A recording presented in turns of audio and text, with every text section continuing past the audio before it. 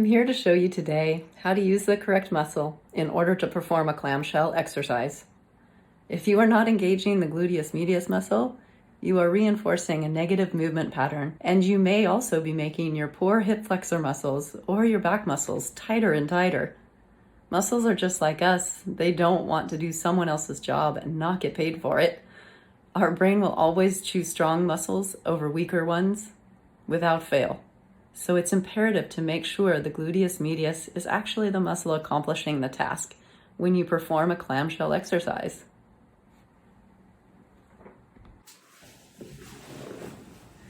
Okay, we'll start with our clamshell exercise by getting into a side lying position.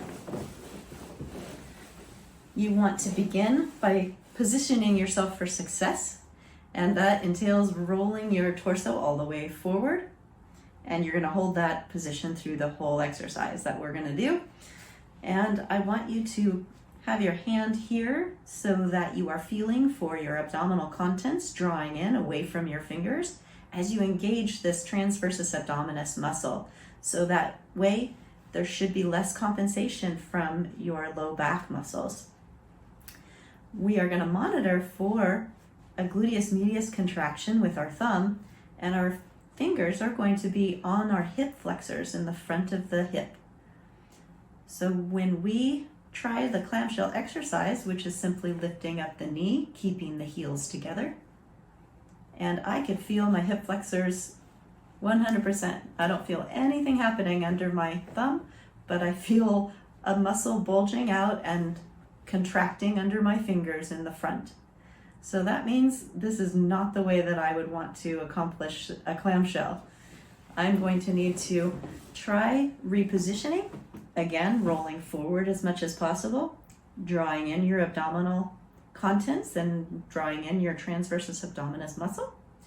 So then I'm going to monitor again for the gluteus medius and the hip flexors, and this time I have success. I have my gluteus medius engaging for that.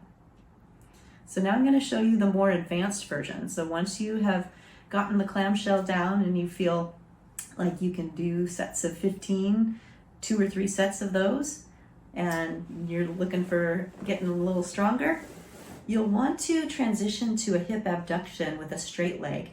And you still want your one knee bent up, the top leg is straight, the toes are pointed down. That is very important for getting the proper muscle, that gluteus medius, engaging. And you'll want to keep your torso rolled forward on this one too, drawing in your transversus abdominis.